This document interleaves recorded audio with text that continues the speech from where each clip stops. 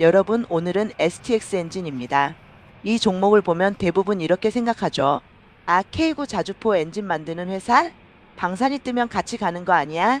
근데 왜 조선 쪽 기사도 같이 나오지? 여기서부터가 오늘 핵심입니다. STX 엔진은 한마디로 방산 엔진 조선 발전용 엔진 발전기 엔진 포함을 같이 들고 가는 회사예요. 즉, 전쟁 수출 포함과 조선 사이클이 동시에 영향을 줍니다. 그래서 오늘 영상은 단순히 좋다 나쁘다가 아니라 이 회사의 주가가 왜 특정 구간에서 갑자기 움직이고 왜 어떤 구간에서는 수주가 나와도 눌리는지, 그리고 앞으로 주가를 결정할 진짜 트리거가 뭔지를 끝까지 파보겠습니다. 중간중간 제가 질문도 계속 던질게요.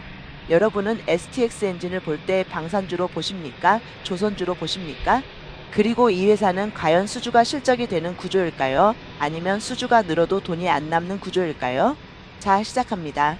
1. 한 장 요약. STX 엔진을 이해하는 3개의 키워드. STX 엔진을 가장 빨리 이해하는 키워드 3개. 1. 수주산업. 이 회사는 매출이 그때그때 파는 구조라기보다 계약 수주 생산 납품 매출 현금으로 이어지는 전형적인 제조업 수주형입니다. 즉, 수주 공시가 왜 중요하냐? 실적의 미래를 당겨서 보여주기 때문이죠. 실제로 최근에도 HD현대중공업의 디젤 엔진 및 발전기 세트 공급 600억 원 같은 계약이 공시로 잡혔습니다. 또 하나오션과 발전기 엔진 공급 약 443억 원 계약 기사도 나왔죠. 이 민수조선발전 특수방산 믹스. STX 엔진은 방산 엔진만 보는 순간 절반을 놓칩니다. 민수 쪽이 살아나면 가동률과 레버리지가 붙고 방산이 탄탄하면 바닥을 지지합니다. 신영증권 리포트에서도 민수 엔진 수주 회복의 연속성이 중요하다고 콕 집었습니다.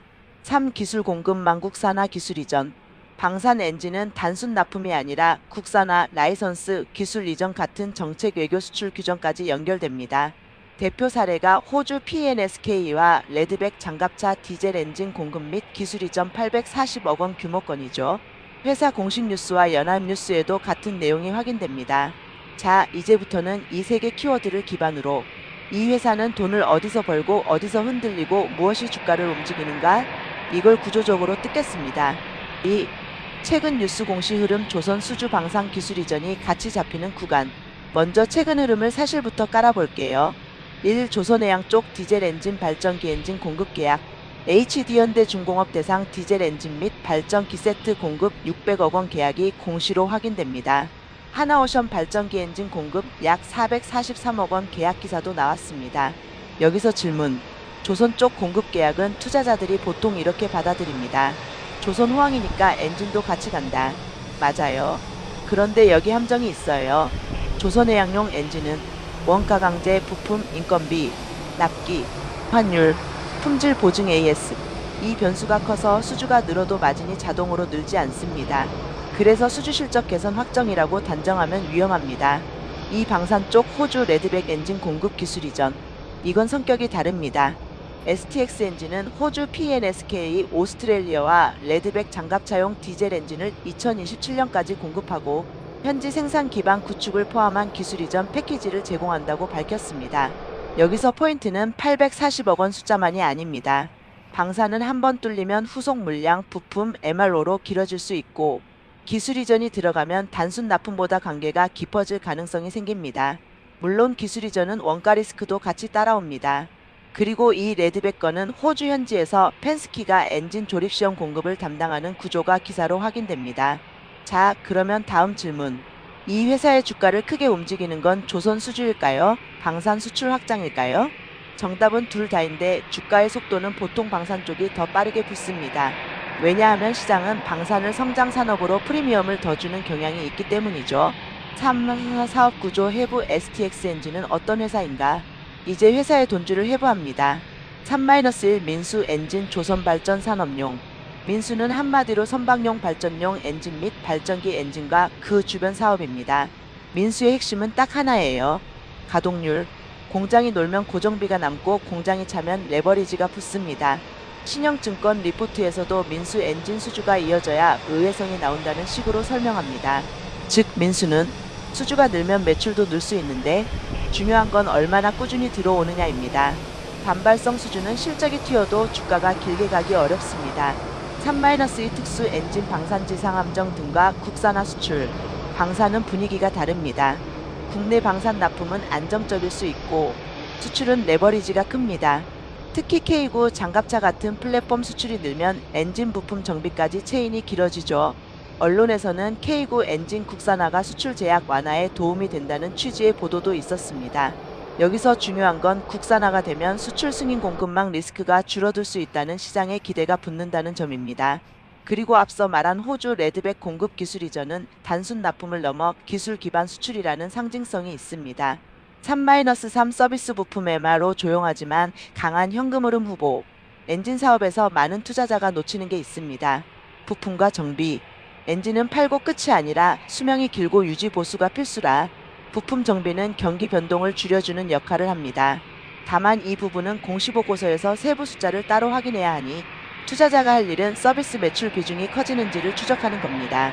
사실 실적을 숫자로 보자 매출 증가, 영업이익 개선 그런데 질이 중요? 이제 실적입니다. 연결 기준 FNGUID 기준으로 보면 매출액은 2022년 5,440, 2023년 6,304, 2024년 7,246으로 증가 흐름이 확인되고 영업이익도 2022년 마이너스 88, 2023년 189, 2024년 422로 개선 흐름이 잡힙니다. 이건 분명히 턴어라운드 흐름이에요. 그런데 여기서 제가 일부러 질문 하나 던질게요. 이익이 늘었는데 왜 어떤 구간에서는 주가가 덜 갈까요? 대답은 보통 세 가지입니다. 수익성의 지속성이 아직 확신이 없거나 수주가 마진이 낮은 물량일 수 있거나 운전자본 재고 매출 채권 부담이 커서 현금 흐름이 따라오지 않거나 FNGUID 숫자만 봐도 재고 자산이 적지 않습니다. 20만 2412, 2770, 20만 2509, 2956 등 수주형 제조업은 재고 진행률 채권이 늘면 현금이 묶이는 구간이 생깁니다. 그래서 이 종목은 영업이익이 좋아졌다 에서 끝내면 안 됩니다. 반드시 같이 봐야 합니다. 재고가 늘면 왜 늘었는지, 매출 채권이 늘면 회수는 잘 되는지, 계약 자산 진행률이 커지면 회계상 이익과 현금이 엇갈릴 수 있지 않은지, 이게 심층 분석의 핵심이에요. 5. 수주를 질로 분해하자 어떤 수주가 주가를 움직이나. 자, 수주를 이 종류로 나눠봅시다. A. 가동률을 채우는 수주 민수 중심. 조선발전기 엔진. 물량이 커지면 매출이 늘고 공장이 돌고 고정비가 분산됩니다. 하지만 경쟁이 치열하면 마진은 제한적일 수 있습니다. HD현대중공업 600억 공급 계약 같은 건 매출 기여도 최근 매출 대비 8%대 자체는 의미가 있습니다. 다만 이게 마진 좋은 물량인가는 별도 확인이 필요합니다. 비프리미엄이 붙는 수주 방산 수출 기술 국산화. 레드백처럼 해외 플랫폼과 결합된 엔진, 기술 이전 포함, 후속 부품 MRO 가능성. 호주 레드백 건은 회사 발표 및 연합뉴스에서 2027년까지 순차 공급과 기술 이전 패키지가 명시돼 있어 단순 납품보다 확장성 기대가 붙기 쉬운 유형입니다. 여기서 여러분께 중요한 질문. 여러분이라면 600억 조선 엔진 공급과 840억 방산 엔진 기술 이전 중 무엇에 프리미엄을 더 주시겠습니까? 시장은 대체로 후자에 프리미엄을 줍니다. 그래서 STX 엔진을 볼 때는 수주 총액만 보지 말고 수주의 성격 및 특수 기술 후속을 같이 봐야 합니다. 6. 핵심 모멘텀 5가지 앞으로 시장이 진짜로 확인하려는 것. 이제부터가 앞으로입니다.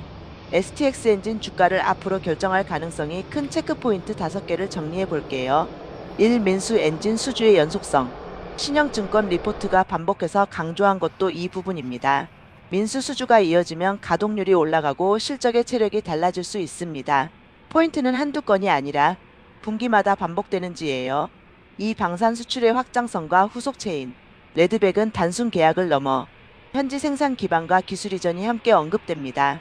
이런 구조는 향후 부품, 정비 MRO, 추가 플랫폼으로 확장될 여지가 생깁니다.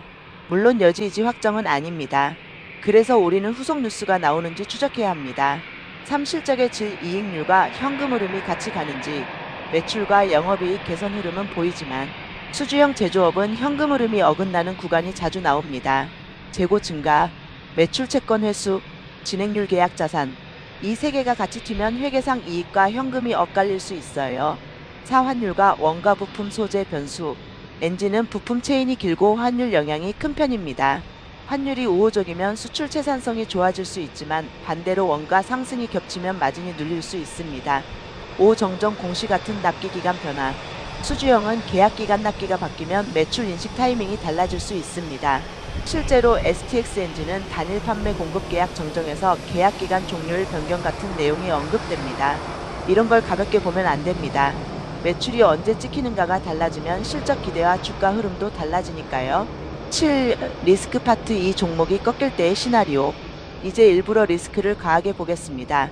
왜냐, 심층 분석은 좋은 얘기보다 나쁜 시나리오를 정교하게 그릴 때 실력이 드러나거든요. 리스크 1. 민수 수주가 단발로 끝나면.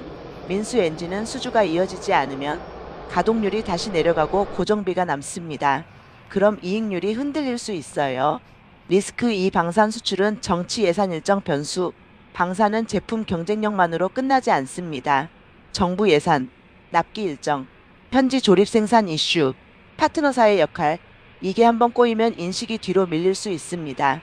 리스크 3. 운전자본 부담 돈은 벌었는데 현금이 없다. 재고가 늘고 진행률이 늘고 채권이 늘면 기업은 매출은 늘어도 현금이 부족해질 수 있습니다. 이때 차입이 늘거나 금융 비용이 늘거나 혹은 투자 여력이 줄 수 있어요. 리스크 4. 품질 AS 보증 비용. 엔진은 품질 문제가 터지면 치명적입니다. 특히 방산 선박은 한번 문제가 브랜드에 큰 타격이 될 수 있죠. 리스크 5. 시장의 기대가 과하게 붙는 구간. 방산 프리미엄이 붙을 때 시장은 종종 미래를 가대평가합니다. 그때 실적이 한 분기만 기대에 못 미쳐도 변동성이 커질 수 있어요. 8. 그래서 결론. STX 엔진을 한 문장으로 정의하면 STX 엔진은 방산 수출 확장성 기술 이전 포함과 민수 엔진 수주 회복이 동시에 걸린 수주형 턴어라운드 엔진 회사입니다. 팩트로 확인되는 최근 포인트는 두 줄로 요약됩니다. 조선해양 쪽 공급 계약이 이어지며의 HD현대중공업 600억, 방산 쪽에서는 호주 레드백 엔진 공급 및 기술 이전 840억, 2027년까지 확장성 모멘텀을 만들었다. 그리고 숫자로는 매출과 영업이익의 개선 흐름이 확인됩니다. 하지만 투자자가 해야 할 일은 좋다가 아니라 앞으로 분기마다 아래 질문을 체크하는 겁니다. 민수 수주가 연속적으로 나오나? 방산 수출이 후속 체인 부품 정비로 이어지나? 이익 증가가 현금 흐름으로 같이 오나? 납기 기간 정정 같은 변수로 실적 타이밍이 밀리진 않나?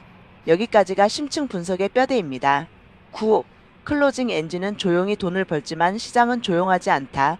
마지막으로 한마디만 더 하고 끝낼게요. 엔진 회사는 화려하지 않습니다.